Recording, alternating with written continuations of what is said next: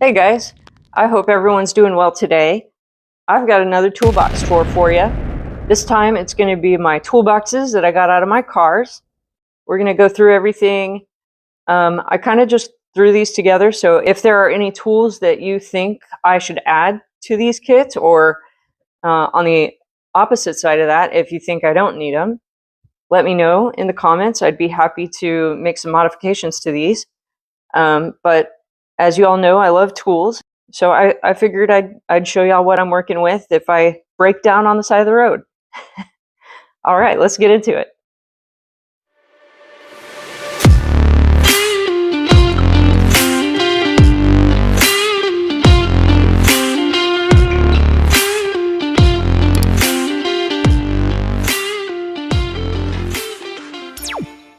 So I guess I'll just start pulling stuff out of here and I'll show you what I got. These are just some cheap gloves. One of my old rubber mallets. I thought I'm not using this for anything else right now, so I might as well put it in my toolbox that I keep in the car just in case, you know, maybe, I don't know, maybe it'll come in handy. One of my old extendable ratchets that I don't really use that much anymore. It was just a cheap Amazon purchase I got a while back. You know, it's not that bad. It's the brand is First Info. I'll put a link if you're interested. It's got a locking flex head. It doesn't have an option for a free flex. You push the button and you can move it, and when the button's not pushed, it's locked into place. And you know, there's not a whole lot of slop after you've got it locked into place. It's pretty, honestly, this is a pretty nice cheap ratchet. Maybe not the best mechanism ever, but it's not terrible. And it extends, it goes from all the way in, it's 10 inches. And then fully extended, yeah, it's about 14 inches. It's got, so we're all the way in, and then 1, 2, 3. 3 positions here. And it's got quite a lot of positions. It's quite a lot of positions you can get this thing into. And it locks all the way at 90 degrees this way, and it locks at 90 degrees this way. And really, no slop, no play in it. I like this thing. But, you know, now that I have some nicer ratchets, I don't really use this one anymore regularly. So in the bag it goes. I've got this headband light on Amazon. I got 2 of these. I got these from Harbor Freight. It's got a light here and then a light source here on this, and magnet on the back, and a hook. So I don't know, I think these will come in handy. One of my old Husky Allen key sets. This is metric. We've got 1.5 all the way to 8.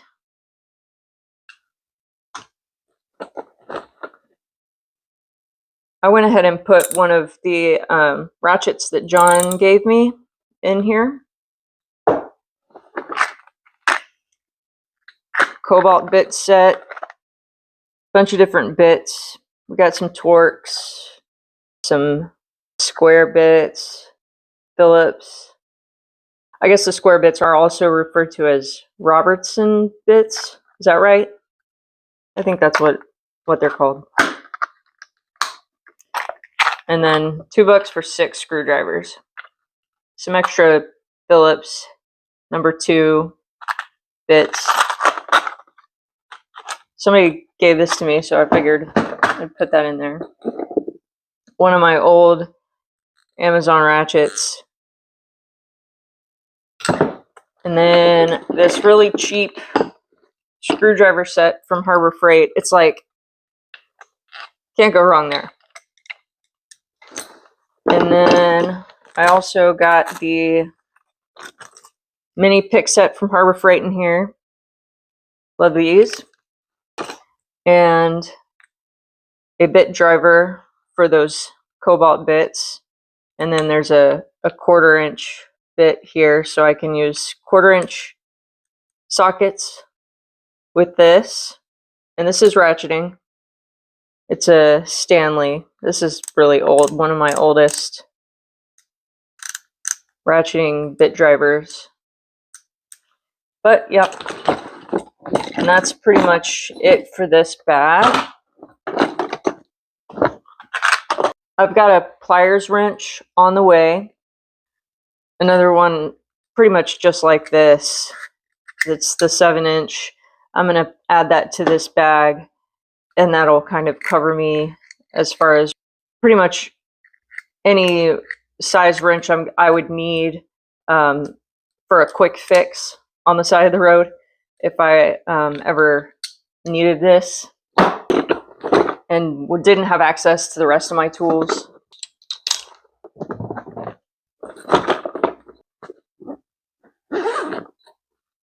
And then I also have this Pittsburgh 3/8 set. This is going to be deep sockets, shallow sockets. I probably would use them with the ratchets that I have in there and not this ratchet. This ratchet's not the best, but I kept it in here anyway. It's got some extensions in here. It's not a complete set, but like I said, I would just really want this for like stranded on the side of the road, need to fix something quick, don't really have room for too many tools on hand like that. But I think this covers, most of what I would need on the fly anyway. This set has 10, 11, 13, 14, 16, 17, 19, and 21. And that goes for the shorts as well, plus 22. So I think that set will be enough to just have on hand. I also keep this little jump pack thing. It works well. I've used it before. Got this one on Amazon too. I haven't had any trouble, no problems with it. You turn it on.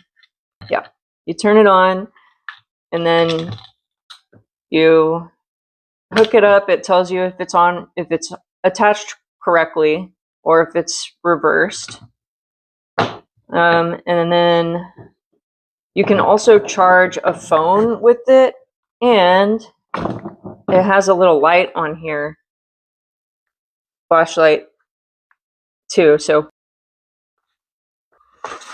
I like having this with me. And then, of course, I've got my little scissor jack on the side of the road. You'll be able to change your tire with that. I wouldn't recommend using a scissor jack to get underneath the car, which is why I have a heavier duty jack for oil changes and other things like that. But this is just like stranded on the side of the road. This will do you fine. Okay, so here's the bag I keep in my Jeep. Got some zip ties here. You never know when you might need them, so I feel like this is a good thing to have on hand. I like to keep a code reader with me. I keep this one in the Jeep, but I also have this Ansel Now this one comes with a scanner that has Bluetooth capability. So you download the app for your phone, plug this in, and then you can connect to it via Bluetooth. And I really enjoy using that more so than actually reading the codes on here. It's on this one itself. So if y'all are looking for a cheap code reader, this Ansel AD310, it's got BT next to it for Bluetooth. I do like this. And then I also have the Ansel AD410. I think this is a little bit more expensive than the other one, but it doesn't have Bluetooth capability. I think they have slight differences on what they can read, but I like both of these. And both of these are better than this one. This is just a real simple, cheap one. I mean, they're all kind of cheap, but I do want to get a top-done scanner soon. I'm not sure when I'm going to spring for one of those, but it's going to happen. I've been planning it.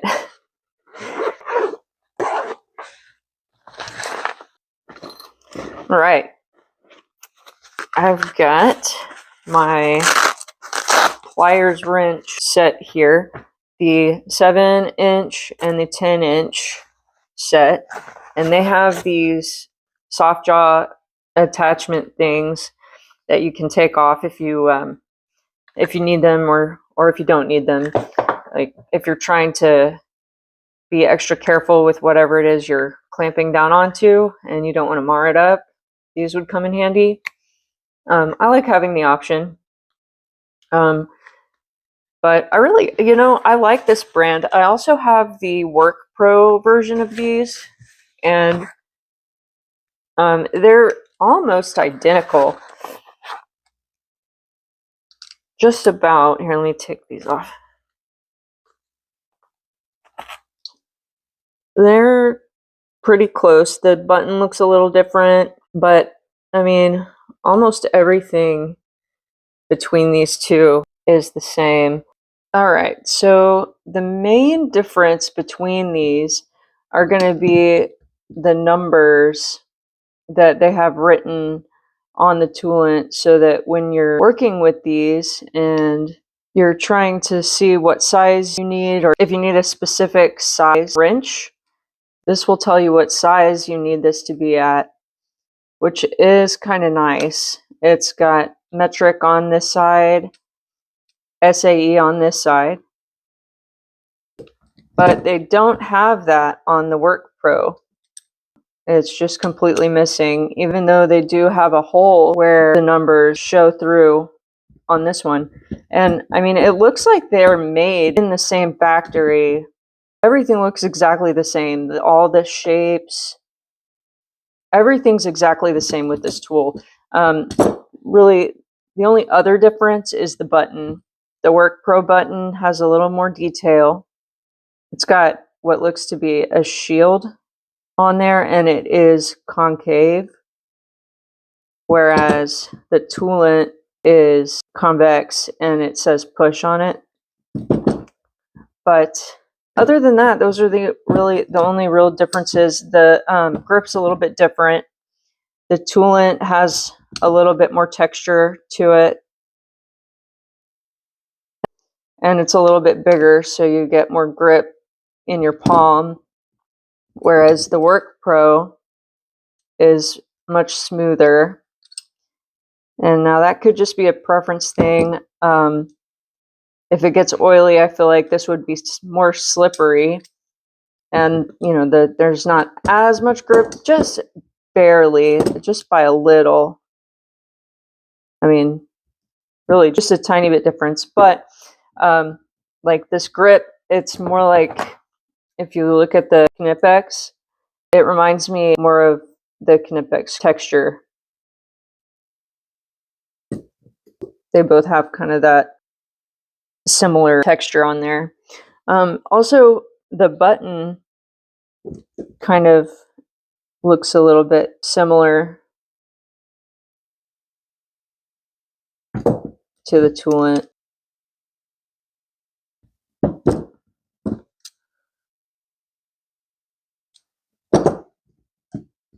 and they all have a similar style mechanism for these. Definitely you can feel the quality with the Knipex.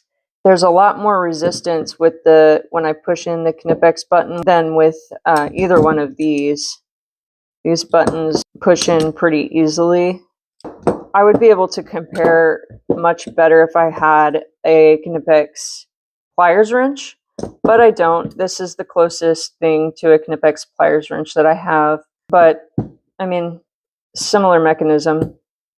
So I figured it was close enough.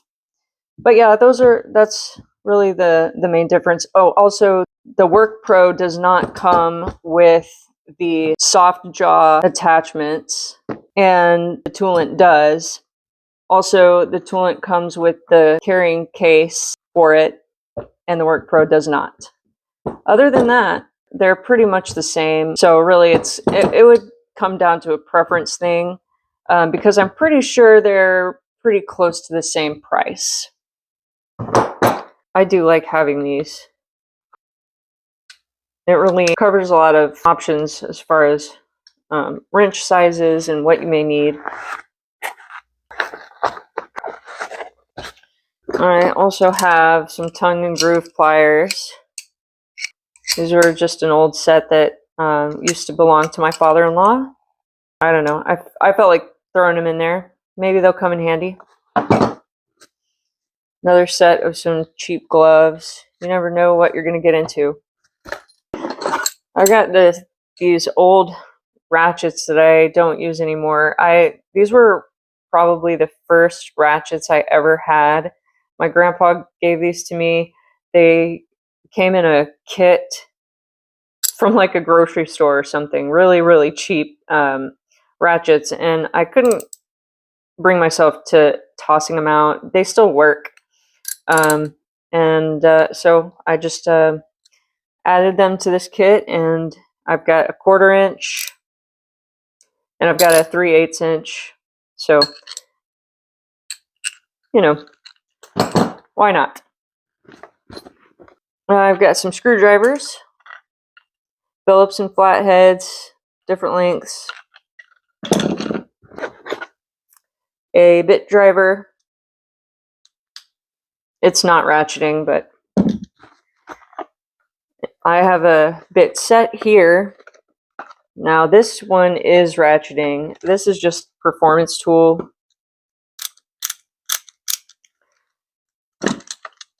Bunch of different bits.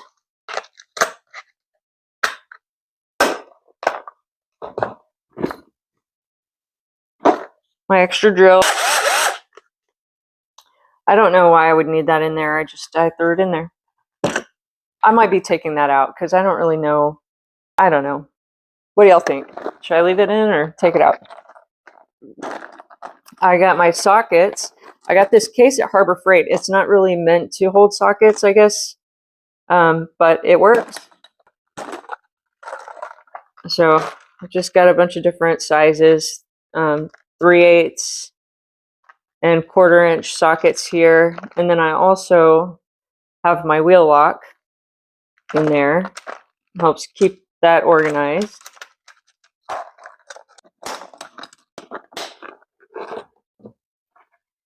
Some extra fuses. Breaker bar. It's got a 3/8 and a 1/2 inch end here. Adjustable wrench. Now I'm not sure if I really need this since I have those pliers wrenches, but it's in there. I've got this Craftsman 36mm socket. The reason I put this in this kit is because my Jeep, the axle nut is 36mm, and I have a set of axle nut sockets that would probably work better on an actual axle nut, but I don't know. I put it in there. I got this from my grandpa, and if I need it, it's in there. So I don't know. Extra lug nuts.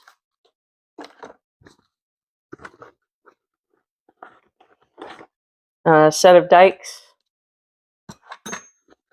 and another headlamp. Smart. In my Jeep, I also keep a fire extinguisher. Actually, I keep the fire extinguisher, one in each car. It's not a very big extinguisher, but I think it would, it would come in handy if you need it, you need it. You know what I mean?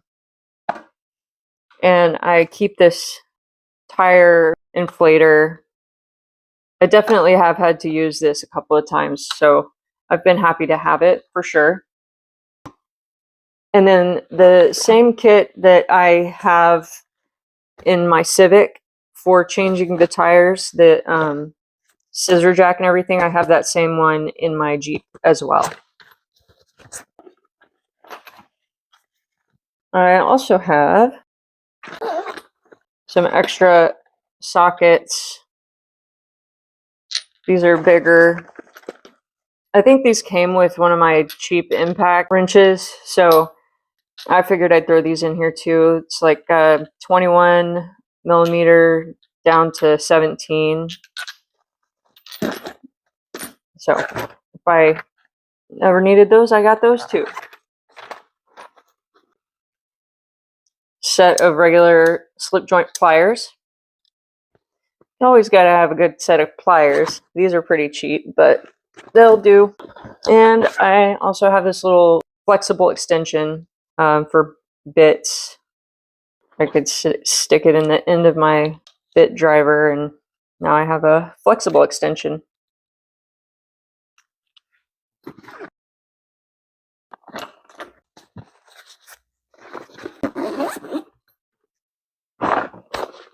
Something that I also keep in my Jeep is going to be this emergency kit.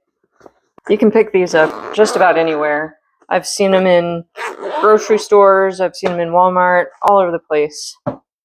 So this is going to have flares. It's got reflectors in here, jumper cables, of course. There's a green glow stick, safety light stick. I think that it's one of these that you snap, and it says it glows for 12 hours. 12 hours plus under suitable conditions. We also have first aid in here, rain poncho, these weird emergency blankets, the silver ones, a safety vest, orange safety vest, got a cleanup cloth. I also have a little screwdriver in here. So yeah, these could really come in handy if you're stranded on the side of the road for sure. If you don't have something like this, I would definitely recommend getting something like this. You never know when you may need it, and if you don't need it, you may come across someone else who needs help, and you might be happy to have that. So anyway, thanks for watching. If you guys liked the video, hit that thumbs up. And if my videos bring you any value, I would really appreciate it if you would consider subscribing. It really does mean a lot to me.